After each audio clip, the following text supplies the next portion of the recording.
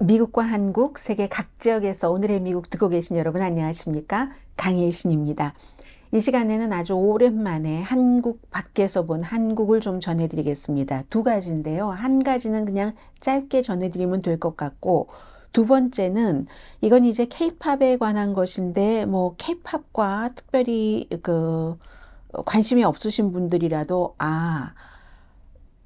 미국의 블룸버그 뉴스의 컬럼니스트는 케이팝의 방향에 대해서 한국 사람과는 다른 생각을 갖고 있구나.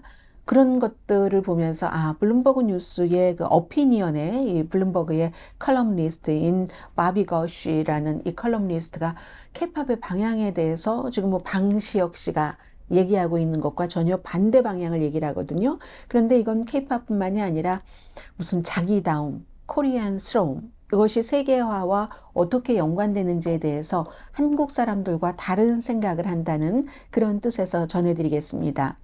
먼저 첫 번째 전해드릴 것은 이 부분은 한국에서 오해가 많이 있는 것 같은데 저는 한국에서 어떤 분들이 뭐 커멘터리를 쓴다던가 그 본인의 오피니언을 얘기하실 때 미국 언론을 인용하는 경우가 있는데 어떤 경우는 제가 생각할 때는 미국에서 저는 많이 보니까는요. 그 미국 매체를 전체적으로 이번에는 신문인데 뉴욕타임스인데 아마 읽어보지 않으신 것 같다. 어디서 한 군데서 대강 그냥 얼기설기 이렇게 얘기를 하니까 계속 맞겠지 하고 얘기를 하시는 것 같다 해서 전해드립니다. 이번에 그 이재명 더불어민주당 대표가 피습을 당하고 이제 그 퇴원을 했고 그 과정에서 경찰의 발표에 대해서 불만을 갖고 계신 분들이 굉장히 많으신 것 같고요. 그 부분에 대해서 미국 언론은 뉴욕타임스도 그 이재명 대표를 공격한 사람의 신원을 전부 공개를 했는데 왜 한국은 공개하지 않느냐. 뭐 정부의 눈치를 보고 경찰 당국도 공개하지 않는다라고 얘기했는데 제가 볼 때는 이거 별로 처음에 사건 났을 때와 다를 바가 없거든요. 그분들이 뉴욕타임스라고 얘기를 했고 뉴욕타임스라고 하면 최상훈 특파원 뭐 뉴욕타임스의 서울 지국장을 얘기하는 거고요. 그분이 썼는데 뭐라고 얘기를 했냐면 그 용의자, 범인에 대해서 그냥 66세의 부산 남자다. 이 얘기는 1월 2일 보도에서도 제가 여러분들께 뉴욕타임스를 인용을 해서 그대로 전해드렸습니다. 그 범인이, 뭐 현장이었으니까 범인이죠. 범인이 66세의 부산 남자다. 라고 얘기를 했고, 그런데 이번에는 하나 더 붙여진 것은 경찰은 얘기하지 않았지만 김씨 성을 가졌다. 그 정도거든요. 그래서 그 다음엔 다 알고 계시는 내용입니다. 살인 미수 혐의로 경찰에 넘겨져서 정식으로 기소가 됐고, 이름을 공개하진 않았지만 현지 언론에 따르면 김씨 성으로 확인됐다. 몇 개월 동안 살해 계획을 세웠고 8페이지짜리 뭐 여러분들 다 아시는 거죠. 변명서. 미국에는 뭐 이런 것을 말할 수가 없으니까 보통 이제 본인의 주장을 담은 무슨 글 뭐 이런 식으로 표현을 했고요.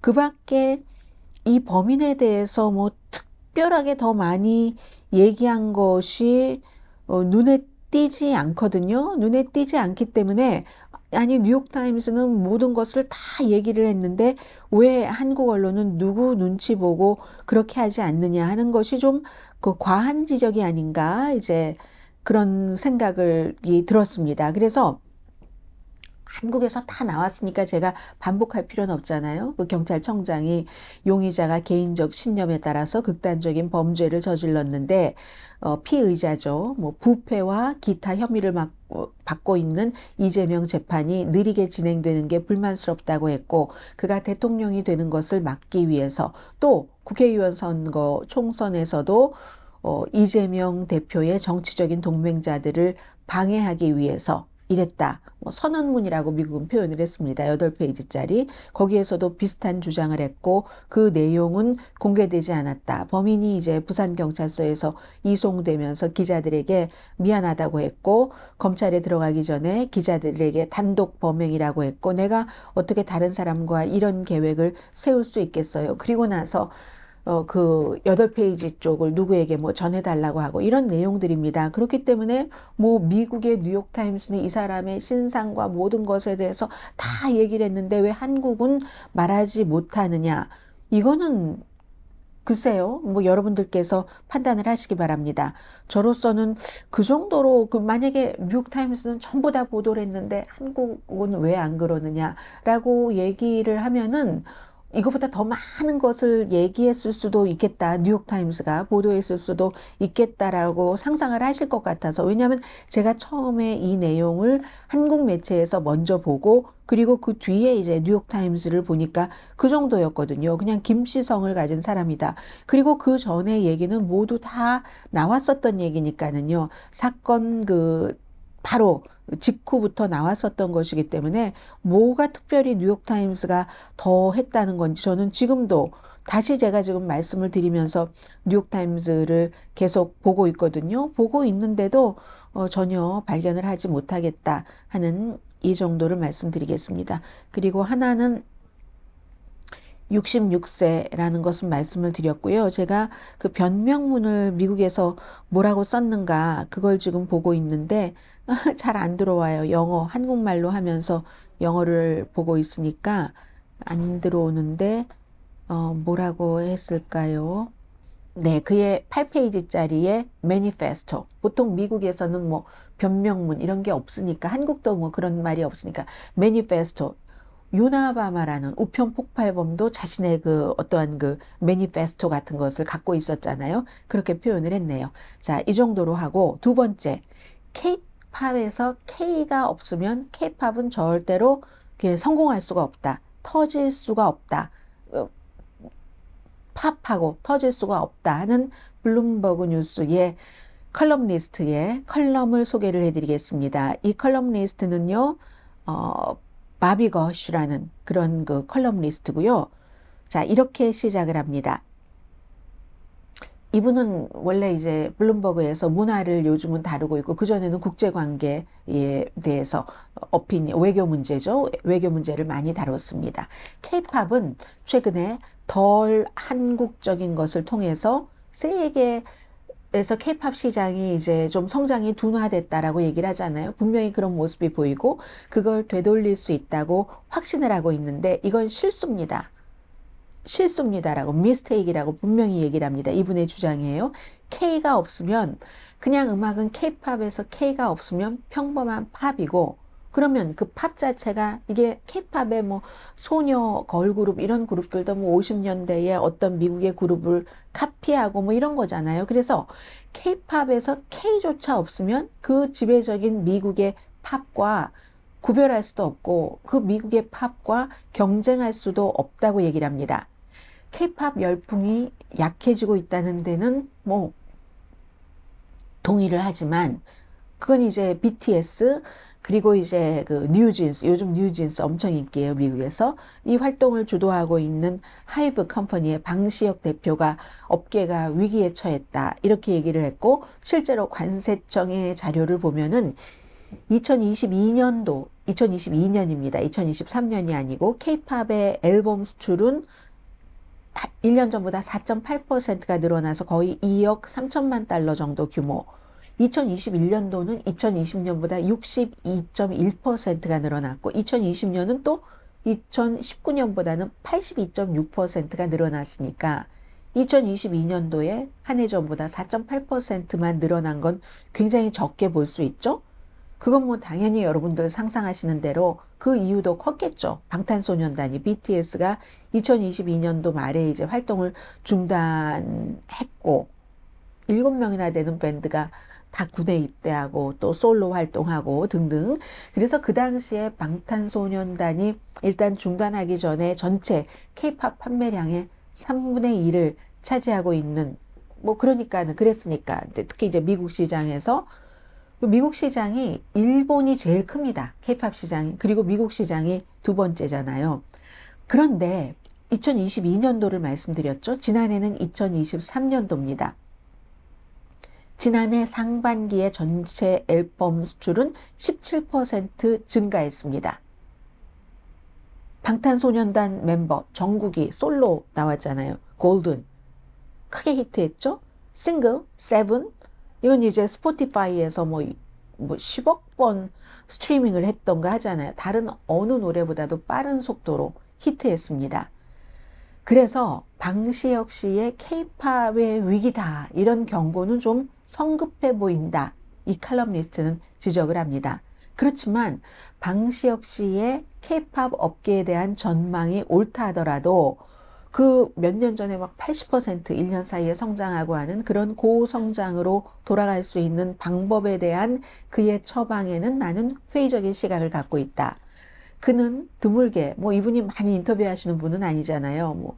그런데 이제 드문 그 기자회견에서 케이팝에서 K자를 약화시켜야지 된다, 희석해야지 된다, 이런 이제 제안을 내놨다는 거죠. 그래서 업계에서는 방시혁 씨니까 막 방탄소년단을 하고 그 방시혁 씨의 제안을 그대로 받아들이고 따르고 있다고 얘기를 합니다. 몇몇 케이팝 기획사는 한국인 멤버가 거의 없거나 아예 없는 밴드를 후원해서 신인 걸그룹 캐츠아이 6명 멤버 중 한국인은 1명이고 모두 이제 오디션 프로그램 데뷔 드림 아카데미에서 선발됐고요. 하이브와 미국 레이블 그 거핀 레코드 공동 작업입니다. 그 유명한. 그리고 니지유 일본계 걸그룹이고 호리 세븐온 7명 멤버가 모두 필리핀 국적입니다. 또 다른 K-팝 매니지먼트 회사 JYP 엔터테인먼트 박진영 씨요. 거기도 이거 어떻게 읽어야지 되나요? VCHA 이렇게 그냥 저는 읽겠습니다. 모르니까. 이 VCHA는 미국인 5명과 캐나다인 1명 모두 A2K로 알려진 다른 TV 프로그램 아메리카 투 코리아에서 선택이 됐습니다. 이들 밴드는 K-팝의 모습과 분위기를 그대로 이제 재현이라고 할까요? 그러기 위해서 훈련을 받게 되지만 주로 영어로 노래를 한다는 겁니다. 제가요, VCHA를 어떻게 읽는 것인지는 일단 한번 찾아보는 게 좋을 것 같아요. 너무 성의가 없었나요? 어떻게 읽는 건지도 모르고 그냥 V차라고 읽는 것 같은데요. V차라고 읽는 것 같은데요. 또 틀려도 할 수 없고요. 자, 그래서 주로 영어로 노래를 하는데 그런데 정말 K-팝의 밴드가 될 수 있을까요? 한국 얼굴도 아니고 한국어로 하는 것도 아니고. 그런데 이제 이 장르의 팬들은 거기에 대해서 회의적이라고 얘기를 합니다. 순수주의자라고 표현을 하는데 정말 K-팝의 팬들은 오래된 밴드들이 영어로 노래를 제작할 때도 불평을 했었고 뭐 BTS의 그것 때문에 한국어를 배운 사람들이 많잖아요. 심지어 다른 사람들도 한국인이 아니야, 한국어로 노래 안 하는 것도 그런데 한국인도 아니야, 여기 이쯤 되면 또 선을 또 딱 그어버린다는 얘기입니다. 그래서 첫 번째 뭐 그 같은 것에 진지한 새로운 시도였던 All Girl Black Swan 여기에 대해서 계속 이제 의심을 했었다는 거죠. 진정성이 없다는 겁니다.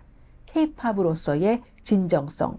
그리고 이제 이 All Girl 그 Black Swan이 몇 번 이제 라인업을 변경을 했어도 결국은 크게 성공하지 못했다는 걸 얘기를 합니다. 그런데 이분은 팬들이 회의적인 시각을 갖는 게 너무나도 타당하다고 얘기를 합니다. K-팝이 원래 자체의 사운드와 리듬을 가진 뚜렷한 음악 장르였던 적이 없습니다. 이분 얘기예요. 뭐 사실은 팝이라는 것에서 아주 어떤 것을 카피하고 인용하고 그걸 더 잘한 거잖아요. 아주 그룹이 해서. 그래서 연주자들, 그 코리안이었던 그 연주자들의 한국성을 벗겨내면 아무 특징이 없다는 겁니다. 독특한 문화적인 어떤 그 표시 같은 게 없이 그냥 인조 팝만 남게 된다고 얘기를 합니다. 오히려 디스코와 힙합 영향력 같은 게 크다는 걸 생각을 하면 어렴풋이 이제 뭐 좀 그냥 미국적인데 뭐 별로 매력은 없네, 이런 생각이 든다는 거죠. 실제로 뭐 디스코, 힙합 이건 미국이 본토고 너무 많은 사람들이 하고 있기 때문에 뭐 락, 랩 다요. 그래서 어디서나 어떤 언어로든 재현이 될 수가 있는 거잖아요. K-팝은 그런 사운드나 리듬이 새롭고 새로운 장르는 아니었지만 굉장히 흥미로웠었다고 얘기를 합니다. 그런데 이 업계가 새로운 밴드를 통해서 지금 K-팝이 말이야 판매가 조금 줄어들었어 하고 시도하고 있는 것은 기껏해야 파생물의 파생물이다. 그러니까 카피본의 카피본이다. 처음에 K-팝이 미국 팝을 카피했을 때는 카피는 카피지만 거기서 한국인이 한국인의 언어로 뭔가 또 독특한 것을 넣어서 새로운 창조물이 됐는데 거기서 한국인을 다 빼버리고 한국어를 빼버리고 영어로 한국 사람처럼 생기지 않은 그런 사람들이 하고 나면 이건 또 카피의 카피본이라고 얘기를 합니다. 한국성이 결여된 이들 가수들은 그것도 성공률이 미국 팝 시장이 굉장히 낮잖아요. 거기서 미국의 본토, 이 팝 씬에서 경쟁을 해야지 된다는 거죠. 물론 그렇다고 새로 만들어진 그런 밴드가 모두 실패한다는 것은 아니라고 인정을 합니다. 그런데 이분의 본인 마음에 떠오르는 생각은 디트로이트의 위대한 기획자죠. 뭐 프로듀서, 나중에 영화에도 많이 관여를 했었고요. 베리 골디. 1960년대와 70년대 초에 모타운, 이 모타운이라는, 모타운 하면 우리가 딱 레코드, 아프리칸 아메리칸들이 많이 노래 부른, 다 생각이 나잖아요. 그것을 만든 사람인데 이 사람이 이제 나중에는 전부 그 백인인 그룹, 예를 들어 레어얼스 이런 어느 정도 레어얼스만 하더라도 좀 성공을 하긴 했어요. 그렇지만 전설적인 그 마케팅 시스템조차도 점점 그 흑의 색깔을 벗어냈을 때 진짜 모타운이다 하는 느낌은 없었다는 얘기를 합니다. 이 베리 고디라는 사람은요, 정말 중요한 인물이에요. 제가 오바마 전 대통령 당시에 어떤 그 훈장, 문화 훈장 같은 것을 이분에게 주는 것을 뉴스를 했었던 게 기억이 나는데, 잭슨 5 있죠? 모타운이 없었으면 아레타 프랭클린요? 이런 사람들 빛을 보지 못했습니다. 스티비 원더는 어떻고요? 아니면 무슨 템테이션, Be There, 템테이션 나오면 포탑스도 나와야지 되잖아요. 전부 모타운이 길러냈는데 나중에 이 모타운이 색깔을 점점 하얗게 가면서는 이게 아무리 거대한 그 마케팅 시스템도 제대로 되지 않더라.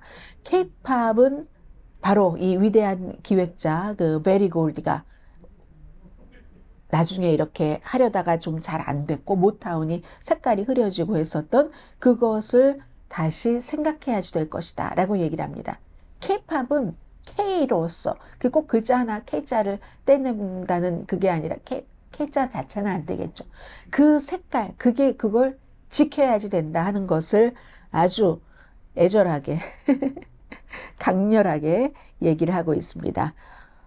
바비 고시라는 칼럼니스트의 블룸버그의 칼럼이었습니다. 자, 이 정도 되면은 한국의 K-팝이, 물론 블룸버그는 경제 중심이니까, K-팝이 큰 시장이니까요. 이렇게 칼럼에까지 나왔습니다. 자, 여기서 마치고요. 내일 여러 뉴스들과 함께 오늘의 미국 정규 방송 시간에 뵙겠습니다. 강혜신이었습니다.